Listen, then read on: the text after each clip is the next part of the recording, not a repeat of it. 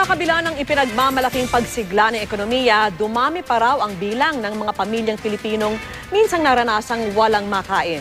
Base po yan sa Self-Rated Hunger Survey ng SWS. Saksi si Victoria Tulad. Habang maganang kumakain ang iba, si Jenalyn at ang kanyang 4 na anak, hindi pa nanananghalian at hinihintay pa ang asawang dumidiskarte upang sila ay makakain. Kapag hindi raw ito nakakahingi sa mga kapitbahay, pinapatulog nila ang mga anak para maibsan kahit papaano ang gutom. Hindi naman po naghahangad ng mapaganda buhay nila. Basta sama-sama lang po kami. Mapakain sila 3 beses sa isang araw. Marami pang tulad ng pamilya ni Jen. Katunayan, mahigit 19% ng mga sinurvey ng SWS nitong Marso ang nagsabing minsan naranasan ng kanilang pamilya ang walang makain.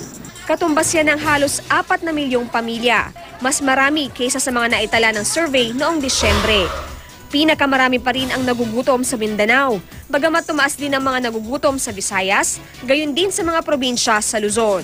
Pero sa Metro Manila, bumaba ang bilang ng mga nagugutom na tila refleksyon daw ng pagtutok dito ng pamahalaan. Kasi dito siguro mas epektibo yung mas may yung ginagawa nilang CCT, yung conditional cash transfer, no. Maraming brownout, di ba, sa Mindanao. Siyempre, malulugi yung mga negosyante doon.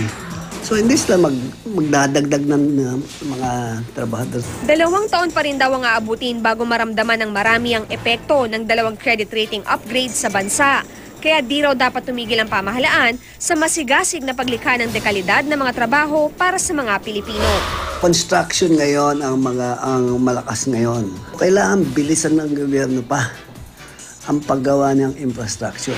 Ayon naman sa Malacanang, pinaiigting pa nila ang mga programang tutugon sa kahirapan. Yung pagtulong po doon sa livelihood nila, the trainings that we give, the support for those who may wish to start small businesses. Ako si Victoria Tulad, ang inyong saksi.